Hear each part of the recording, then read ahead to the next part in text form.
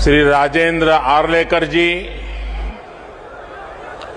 लोकप्रिय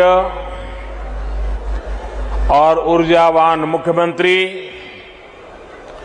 श्री जयराम ठाकुर जी,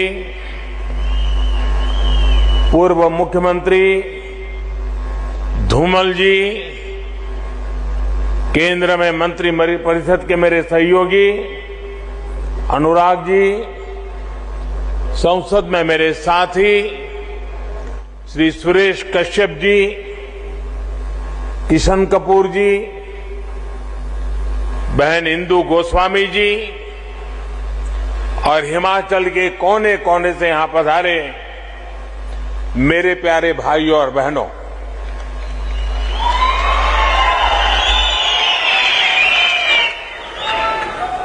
इस महीने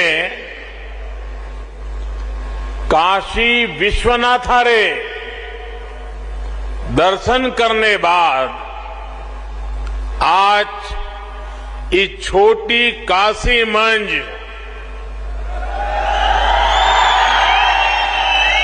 बाबा भूतनाथरा, पंचवक्त्रारा, महामृत्युंजयरा आशीर्वाद लेने रा मौका मिलिया।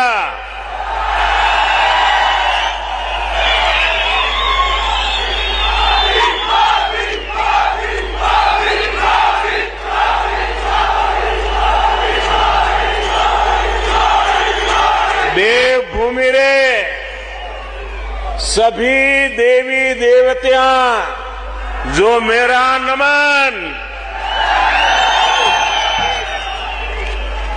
साथियों,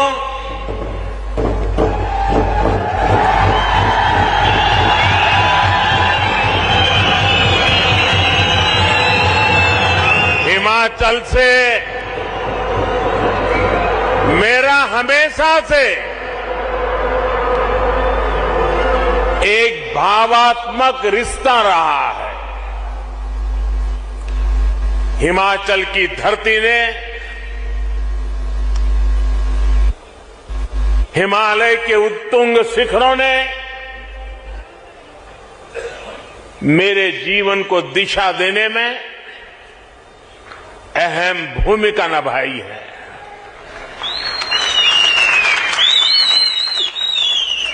और आज मैं जब आपके बीच आया हूं और मैं जब भी मंडी आता हूं तो मंडी री सेपू बड़ी, कचौरी और बदाने रे मिठा की याद आ ही जाती है। साथियों, आज डबल इंजन की सरकार के भी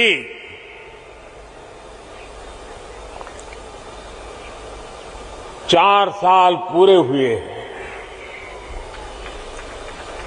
सेवा और सिद्धि के इन 4 सालों के लिए हिमाचल के जनता जनार्दन को बहुत बहुत बधाई देता हूं। और इतनी बड़ी तादाद में और ऐसी कड़ाके की ठंड में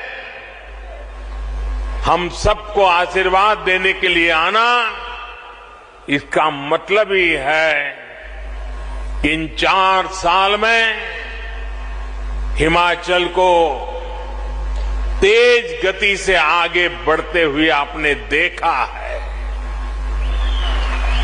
जयराम जी और उनकी परिश्रमी टीम ने हिमाचल वासियों के सपनों को पूरा करने के लिए कोई कोर कसर नहीं छोड़ी है। इन 4 वर्षों में 2 साल हमने मजबूती से कोरोना से भी लड़ाई लड़ी है और विकास के कार्यों को भी रुकने नहीं दिया। बीते 4 सालों में हिमाचल को पहला एम्स मिला।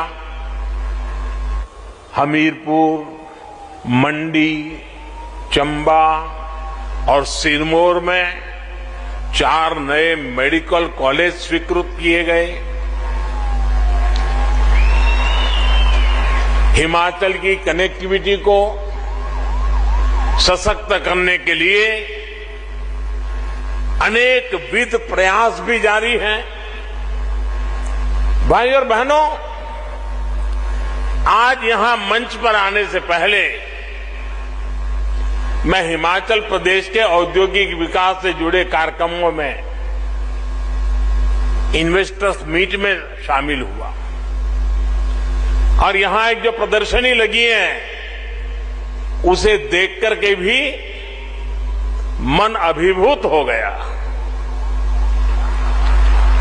इसमें हिमाचल में हजारों करोड़ रुपए के निवेश का, युवाओं के लिए अनेक नए रोजगार का मार्ग बना है। अभी यहां थोड़ी देर पहले 11,000 करोड़ रुपए की लागत वाले 4 बड़े हाइड्रो इलेक्ट्रिक प्रोजेक्ट का शिलान्यास या फिर लोकार्पण भी किया गया है। इनसे हिमाचल की आय बढ़ेगी और रोजगार के हजारों अवसर भी बढ़ेंगे। सावड़ा कुड्डू प्रोजेक्ट हो, लूहरी प्रोजेक्ट हो, धौला सिद्ध प्रोजेक्ट हो या रेणुका जी प्रोजेक्ट, ये सभी हिमाचल की आकांक्षा और देश की आवश्यकता की पूर्ति दोनों के माध्यम से होने वाली है। सावड़ा कुड्डू बांध तो पियानो की आकृति वाला एशिया का पहला ऐसा बांध है। यहां पैदा हुई बिजली से हिमाचल को हर वर्ष लगभग 125 करोड़ रुपए की आय होगी। साथियों, श्री रेणुका जी हमारी आस्था का अहम केंद्र है। भगवान परशुराम और उनकी मां रेणुका जी के स्नेह की प्रतीक इस भूमि से आज देश के विकास के लिए भी एक धारा निकली है। गिरी नदी पर बन रही श्री रेणुका जी बांध परियोजना जब पूरी हो जाएगी तो एक बड़े क्षेत्र को इससे सीधा लाभ होगा। इस प्रोजेक्ट से जो भी आय होगी उसका भी एक बड़ा हिस्सा यहीं के विकास पर खर्च होगा। साथियों, देश के नागरिकों का जीवन आसान बनाना, ईज ऑफ लिविंग हमारी सरकार की सर्वोच्च प्राथमिकता है और इसमें बिजली की बहुत बड़ी भूमिका है। बिजली पड़ने के लिए, बिजली घर के काम निपटाने के लिए, बिजली उद्योगों के लिए और इतना ही नहीं, अब तो बिजली मोबाइल चार्ज करने के लिए, उसके बिना कोई रह ही नहीं सकता।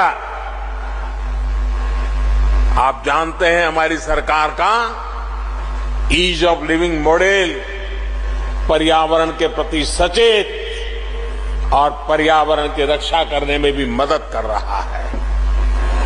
आज यहां जो हाइड्रो पावर प्रोजेक्ट्स का शिलान्यास और लोकार्पण हुआ है वो भी क्लाइमेट फ्रेंडली न्यू इंडिया की तरफ देश का एक मजबूत कदम है। आज पूरा विश्व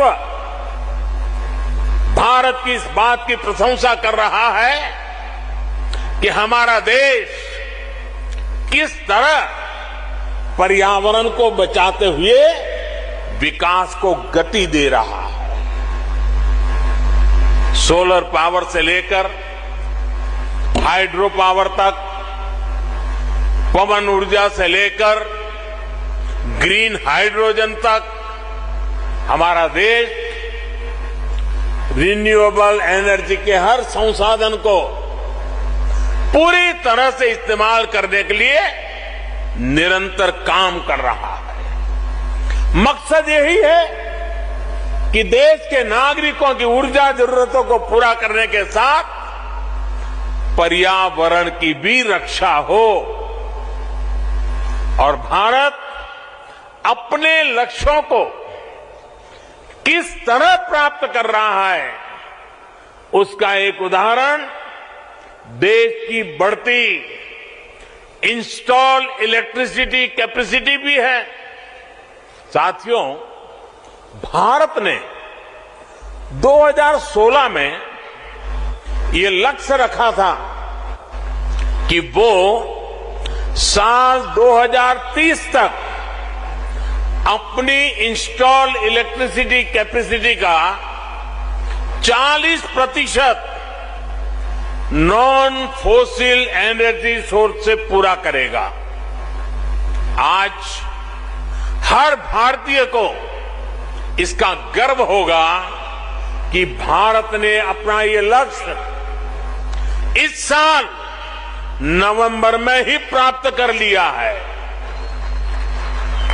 यानी जो लक्ष्य 2030 का था भारत ने वो 2021 में ही हासिल कर लिया। ये है आज भारत के काम करने की रफ्तार, हमारे काम करने की रफ्तार। साथियों, पहाड़ों को प्लास्टिक की वजह से जो नुकसान हो रहा है, हमारी सरकार उसे लेकर भी सतर्क है। सिंगल यूज प्लास्टिक के खिलाफ देशव्यापी अभियान के साथ ही हमारी सरकार प्लास्टिक वेस्ट मैनेजमेंट पर भी काम कर रही है। प्लास्टिक कचरे को रिसाइकिल करके आज उसका इस्तेमाल सड़क बनाने में हो रहा है। आज आपसे बात करते हुए मैं हिमाचल आने वाले देश के कोने कोने से लोग यहां आते हैं। हिमाचल आने वाले सभी पर्यटकों से भी आग्रह करना चाहता हूं, हिमाचल को स्वच्छ रखने में, प्लास्टिक और अन्य कचरे से मुक्त रखने में पर्यटकों का भी दायित्व बहुत बड़ा है। इधर उधर फैला प्लास्टिक, नदियों में जाता प्लास्टिक हिमाचल को जो नुकसान पहुंचा रहा है उसे रोकने के लिए हमें मिलकर प्रयास करना होगा। साथियों, देवभूमि हिमाचल को प्रकृति से जो वरदान मिला हुआ है, हमें उसे संरक्षित करना ही होगा। यहां टूरिज्म के साथ ही औद्योगिक विकास की भी अपार संभावना है। हमारी सरकार इस दिशा में भी लगातार काम कर रही है। हमारा जोर विशेष तौर पर फूड इंडस्ट्री, फार्मिंग और फार्मा पर है और यहां फन तो है ही है। टूरिज्म का फन हिमाचल से बढ़कर कहां मिलेगा। हिमाचल की फूड प्रोसेसिंग इंडस्ट्रीज में विस्तार की बहुत क्षमता है।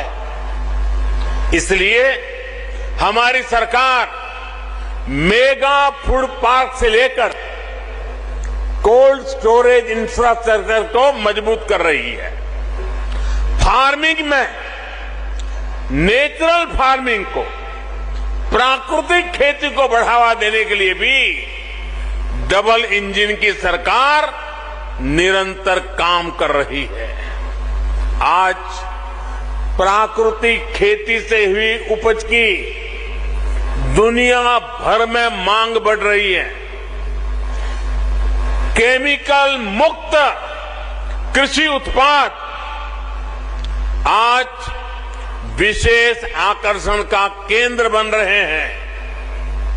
मुझे खुशी है कि हिमाचल इसमें भी अच्छा काम कर रहा है। राज्य में अनेक बायो विलेज बनाए गए हैं और मैं आज विशेष रूप से हिमाचल के किसानों का हृदय से अभिनंदन करना चाहता हूं कि उन्होंने प्राकृतिक खेती का रास्ता चुना है। मुझे बताया गया करीब 1.5 लाख से ज्यादा किसान इतने छोटे से राज्य में और बहुत ही कम समय में केमिकल मुक्त प्राकृतिक खेती के रास्ते पर चल पड़े हैं। और मैं आज अभी प्रदर्शनी में प्राकृतिक खेती के उत्पाद देख रहा था। उसकी साइज भी इतनी लुभावनी थी, उसके रंग रूप इतने लुभावने थे। मुझे बहुत खुशी हुई। मैं हिमाचल के किसानों को इस बात के लिए हृदय से अभिनंदन करता हूं और देश भर के किसानों को आग्रह करता हूं कि हिमाचल ने जो रास्ता चुना है, यह रास्ता उत्तम किसानी का एक उत्तम मार्ग है। आज जब पैक फूड का चलन बढ़ रहा है तो हिमाचल इसमें बहुत बड़ी भूमिका निभा सकता है। साथियों, हिमाचल प्रदेश देश के सबसे महत्वपूर्ण फार्मा हब में से एक है। भारत को आज फार्मेसी ऑफ द वर्ल्ड कहा जाता है, तो इसके पीछे हिमाचल की बहुत बड़ी ताकत है। कोरोना वैश्विक महामारी के दौरान हिमाचल प्रदेश ने न सिर्फ दूसरे राज्यों बल्कि दूसरे देशों की भी मदद की है। फार्मा इंडस्ट्री के साथ ही हमारी सरकार आयुष इंडस्ट्री, नेचुरल मेडिसिन से जुड़े उद्यमियों को भी बढ़ावा दे रही है। साथियों, आज देश में सरकार चलाने के 2 अलग अलग मॉडल काम कर रहे हैं। एक मॉडल है सबका साथ, सबका विकास, सबका विश्वास और सबका प्रयास। वहीं दूसरा मॉडल है खुद का स्वार्थ, परिवार का स्वार्थ और विकास भी खुद के परिवार का है। अगर हम हिमाचल में ही देखें तो आज पहला मॉडल, जिस मॉडल को हम लेकर के आपके पास आए, वह मॉडल पूरी शक्ति से राज्य के विकास में जुटा हुआ है। इसी का परिणाम है कि हिमाचल ने अपनी पूरी वयस्क जनसंख्या को वैक्सीन देने में बाकी सबसे बाजी मार ली है। यहां जो सरकार में है वो राजनीतिक स्वार्थ में डूबे नहीं है, बल्कि उन्होंने पूरा ध्यान हिमाचल के एक एक नागरिक को वैक्सीन कैसे मिले इसमें लगाया है। और मुझे एक बार वर्चुअली इस काम में जुटे लोगों से बात करने का सौभाग्य मिला था। बड़ा प्रेरक, एक एक की बात इतनी प्रेरक थी। भाइयों बहनों, हिमाचल के लोगों के स्वास्थ्य की चिंता थी, इसलिए दूर दराज के क्षेत्रों में भी कष्ट उठा करके भी सबने वैक्सीन पहुंचाई। ये हमारा सेवा भाव, लोगों के प्रति दायित्व का एहसास है। यहां सरकार ने लोगों के विकास के लिए अनेक नई योजनाओं को लागू किया है और केंद्र सरकार की योजनाओं का भी बेहतर तरीके से विस्तार कर रही है। ये दिखाता है कि हिमाचल सरकार को लोगों की, गरीबों की कितनी चिंता है। साथियों, आज हमारी सरकार बेटियों को बेटों के समान अधिकार देने के लिए काम कर रही है। बेटा बेटी एक समान, और इतनी बड़ी मात्रा में माताएं बहनें आई हैं तो उनके आशीर्वाद हमें इस काम के लिए ताकत देते हैं। बेटा बेटी एक समान। हमने तय किया है कि बेटियों की शादी की उम्र भी वही होनी चाहिए जिस उम्र में बेटों को शादी की इजाजत मिलती है। देखिए, सबसे ज्यादा तालियां हमारी बहनें बजा रही है।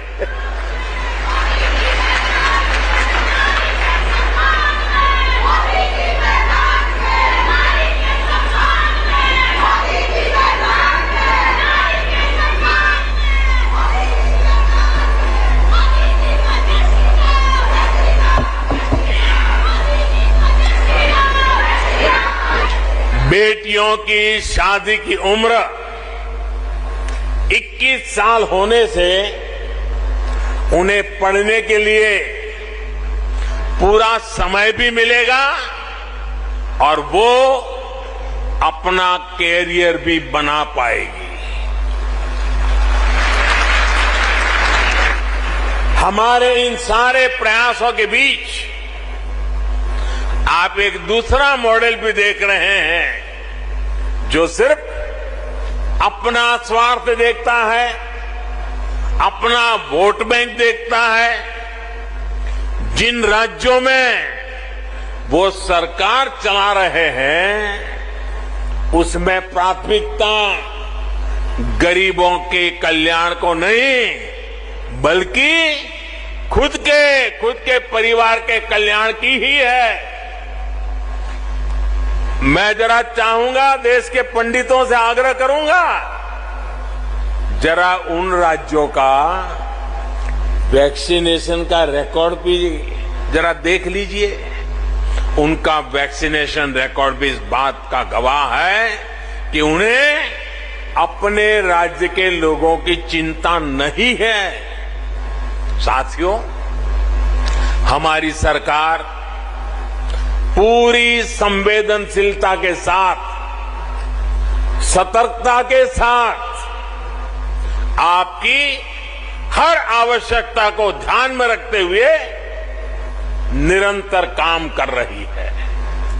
अब सरकार ने तय किया है कि 15 से 18 साल के बीच जो बच्चे हैं, बेटे बेटियां हैं, उनको भी 3 जनवरी सोमवार से वैक्सीन लगाना शुरू हो जाएगा।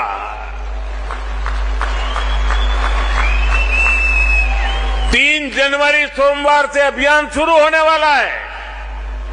मुझे विश्वास है हिमाचल प्रदेश इसमें भी शानदार काम करके दिखाएगा। देश को दिशा देने का काम हिमाचल करके रहेगा।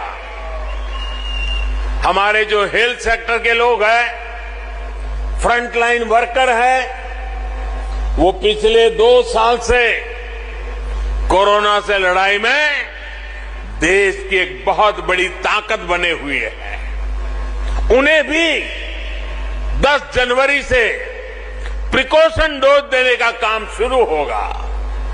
60 साल से ऊपर के बुजुर्ग जिन्हें पहले से गंभीर बीमारियां हैं, उन्हें भी डॉक्टरों की सलाह पर प्रिकॉशन डोज का विकल्प दिया गया है।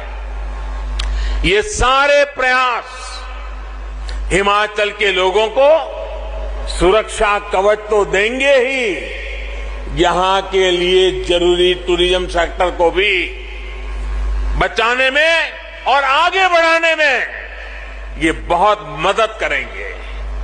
साथियों, हर देश में अलग अलग विचारधाराएं होती हैं, लेकिन आज हमारे देश के लोग स्पष्ट तौर पर दो विचारधाराओं को देख रहे हैं। एक विचारधारा विलंब की है, दूसरी विचारधारा विकास की है। विलंब की विचारधारा वालों ने पहाड़ों पर रहने वाले लोगों की कभी परवाह नहीं की, चाहे इंफ्रास्ट्रक्चर का काम हो, लोगों की बुनियादी सुविधा देने का काम हो। विलंब की विचारधारा वालों ने हिमाचल के लोगों को दशकों तक इंतजार करवाया। इसी वजह से अटल टनल के काम में बरसों का विलंब हुआ। रेणुका जी परियोजना में भी 3 दशकों का विलंब हुआ। उन लोगों की विलंब की विचारधारा से तद्दन अलग हमारा कमिटमेंट सिर्फ और सिर्फ विकास के लिए है, तेज गति के विकास के लिए है। हमने अटल टनल का काम पूरा करवाया। हमने चंडीगढ़ से मनाली और शिमला को जोड़ने वाली सड़क का चौड़ीकरण किया। हम सिर्फ हाईवे और रेलवे इंफ्रास्ट्रक्चर ही विकसित नहीं कर रहे, बल्कि अनेकों जगह हम रोपवे भी लगवा रहे हैं। हम दूर दराज के गांवों को प्रधानमंत्री ग्राम सड़क योजना से भी जोड़ रहे हैं। साथियों, बीते 6-7 सालों में जिस तरह डबल इंजन की सरकार ने काम किया है, उससे हमारी बहनों के जीवन में विशेष तौर पर बहुत बदलाव आया है। पहले खाना बनाने के लिए लकड़ी के इंतजाम में हमारी बहनों का बहुत समय बीत जाता था। आज घर घर गैस सिलेंडर पहुंचा है। शौचालय की सुविधा मिलने से भी बहनों को बहुत राहत मिली है। पानी के लिए यहां की बहनों बेटियों को कितनी मेहनत करनी पड़ती थी, ये आपसे बेहतर और कौन जानता है। एक समय था जब पानी का कनेक्शन पाने के लिए ही कई दिनों तक सरकारी दफ्तर के चक्कर लगाने पड़ते थे। आज सरकार खुद पानी का कनेक्शन देने के लिए आपके दरवाजे पर दस्तक दे रही है। आजादी के 7 दशक में हिमाचल में 7 लाख परिवारों को पाइप से पानी मिला था। 7 दशक में 7 लाख परिवारों को। सिर्फ 2 साल के भीतर ही, और वो भी कोरोना काल होते बावजूद भी, 7 लाख से अधिक नए परिवारों को पाइप से पानी मिल चुका है। 7 दशक में 7 लाख कितने? 7 दशक में कितने? जरा उधर से भी आवाज आए, कितने? 7 दशक में 7 लाख। और हमने 2 साल में दिए 7 लाख और नए। कितने दिए? 7 लाख घरों में पानी पहुंचाने का काम। अब लगभग 90% आबादी के पास नल से जल की सुविधा है। डबल इंजन सरकार का यही लाभ होता है। केंद्र सरकार का एक इंजन जिस योजना को शुरू करता है, राज्य सरकार का दूसरा इंजन उस योजना को तेज गति से आगे ले जाता है। अब जैसे आयुष्मान भारत योजना का उदाहरण है, इस योजना को आगे बढ़ाते हुए राज्य सरकार ने हिम केयर योजना शुरू की और ज्यादा लोगों को 5 लाख रुपए तक के मुफ्त इलाज के दायरे में लाई। इन योजनाओं में हिमाचल के लगभग 1.25 लाख मरीजों को फ्री इलाज मिल चुका है। इसी प्रकार यहां की सरकार ने उज्ज्वला योजना के लाभार्थियों का विस्तार गृहिणी सुविधा योजना से किया, जिससे लाखों बहनों को एक नई मदद मिली। केंद्र सरकार इस मुश्किल समय में जो मुफ्त राशन पहुंचा रही है, उसको तेजी से हर लाभार्थी तक पहुंचाने का काम भी राज्य सरकार यहां कर रही है। साथियों, हिमाचल वीरों की धरती है। हिमाचल अनुशासन की धरती है। देश की आन बान और शान को बढ़ाने वाली धरती है। यहां के घर घर में देश की रक्षा करने वाले वीर बेटे बेटियां हैं। हमारी सरकार ने बीते 7 वर्षों में देश की सुरक्षा बढ़ाने के लिए जो काम किए हैं, पूर्व फौजियों के लिए जो निर्णय लिए हैं, उसका भी बहुत बड़ा लाभ हिमाचल के लोगों को हुआ है। 1 रैंक 1 पेंशन का दशकों से अटका हुआ फैसला, विलंब वाली नीति, वो अटका हुआ फैसला हो या फिर सेना को आधुनिक हथियार और बुलेट प्रूफ जैकेट देने का काम, ठंड में परेशानी कम करने के लिए जरूरी साधन संसाधन देना हो या फिर आने जाने के लिए बेहतर कनेक्टिविटी, सरकार के प्रयासों का लाभ हिमाचल के हर घर तक पहुंच रहा है। साथियों, भारत में एक बार पर्यटन और तीर्थाटन आपस में जुड़ते चले जा रहे हैं। तीर्थाटन में हिमाचल का जो सामर्थ्य है, उसका कोई मुकाबला नहीं है। ये शिव और शक्ति का स्थान है। 5 कैलाश में से 3 कैलाश हिमाचल प्रदेश में है। इसी प्रकार हिमाचल में कई शक्तिपीठ भी है। बौद्ध आस्था और संस्कृति का भी अहम स्थान यहां मौजूद है। डबल इंजन की सरकार हिमाचल की इस ताकत को कई गुना बढ़ाने वाली है। मंडी में शिव धाम का निर्माण भी इसी प्रतिबद्धता का परिणाम है। भाइयों और बहनों, आज जब भारत आजादी का अमृत महोत्सव मना रहा है, तब हिमाचल भी पूर्ण राज्य का दर्जा मिलने की स्वर्ण जयंती वर्ष मना रहा है। यानी ये हिमाचल के लिए नई संभावनाओं पर काम करने का भी समय है। हिमाचल ने हर राष्ट्रीय संकल्प की सिद्धि में अग्रणी भूमिका निभाई है। आने वाले समय में भी ये उत्साह जारी रहेगा।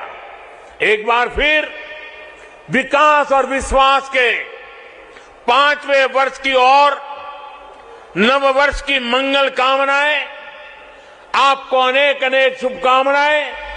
इतना प्यार देने के लिए, इतने आशीर्वाद देने के लिए मैं फिर एक बार इस देवभूमि को प्रणाम करता हूं। मेरे साथ बोलिए, भारत माता की, भारत माता की, भारत माता की।